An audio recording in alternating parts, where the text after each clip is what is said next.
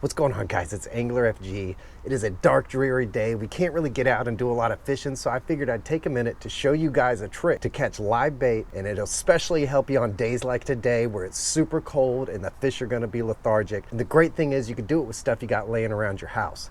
Now, the first thing you're gonna need is a 2-liter bottle right here, just an empty one, a knife. Then you're gonna need something to poke holes in the bottle.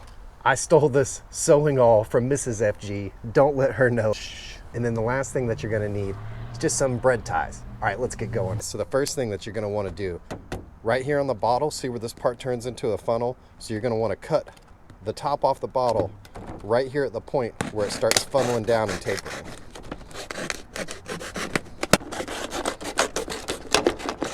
All right, got it.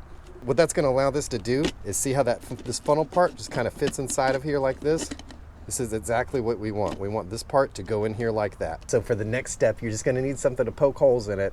Like I said, I'm just using a sewing awl here.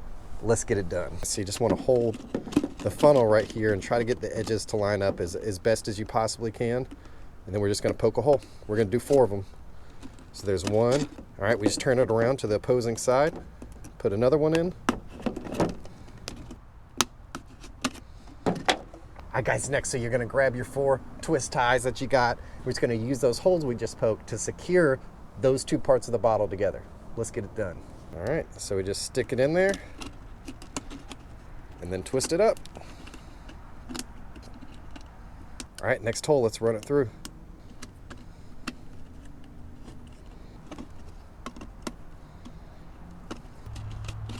Guys, so for our next step, you're just going to use whatever you were using to punch holes, and we're just going to put a ton of holes in the bottle. This is going to allow it to actually drain and sink to the bottom, which is where we're going to want it. It's also going to let the scent of the bait out, and it's going to let the water drain out when you pick it up so it's not so heavy. Let's put them in there. All right, so no secret, not trying to be careful here. Just put in a ton of holes in it. All right, guys, so we're all done, and the idea is that the mud minnows are gonna swim in here for whatever tasty bait we leave them, and because of the shape of that funnel, they're gonna have a bit of a hard time swimming out, and they're not really gonna want to because they're gonna be in there eating all those tasty goods. Let's get out of the water and see if it works.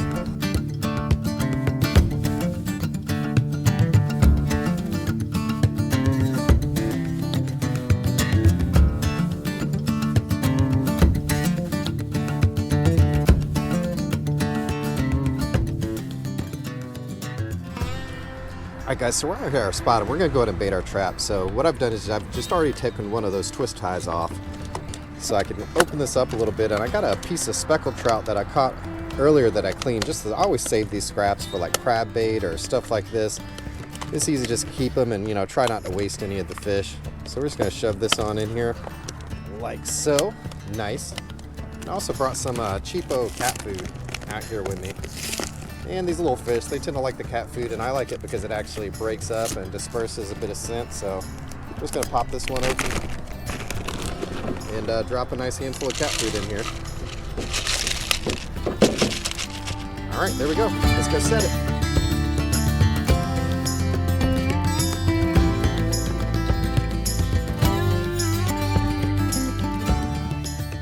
So we're at just a little dock with the trap close to where I live, and this is the kind of area where you're gonna find mud minnows. Little, shallow, runoff creek type areas off of like a bigger creek or a river, somewhere that larger fish are gonna have trouble getting into and maneuvering around. So we got our trap right here. Let's go ahead and set it, see what we get. All right, so I just got our trap here attached to some fishing line, and we're just gonna go ahead and give it a toss in the water. There she goes, she's going under. All right, just hit the bottom. We should get some stuff. I've actually saw some minnows swimming around here, so we're gonna wait. All right, guys, it's been about 30 minutes-ish, but it's time to pull our trap and see if we got anything. Let's go.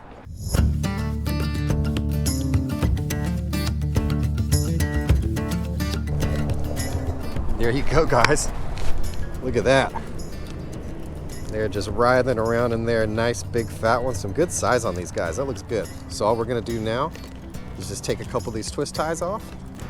All right. Just twist ties off. This part should just fold up and reach in there and get our fish.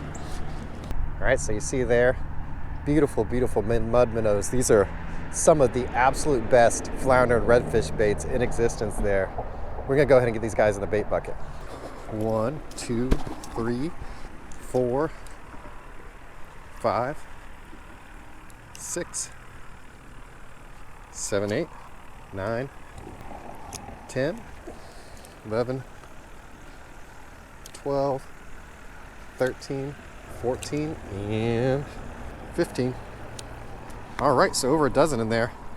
Nice and happy in the bucket now. Now all we need to do is just load our bait back up in here. Oh shoot, 16. He was hiding.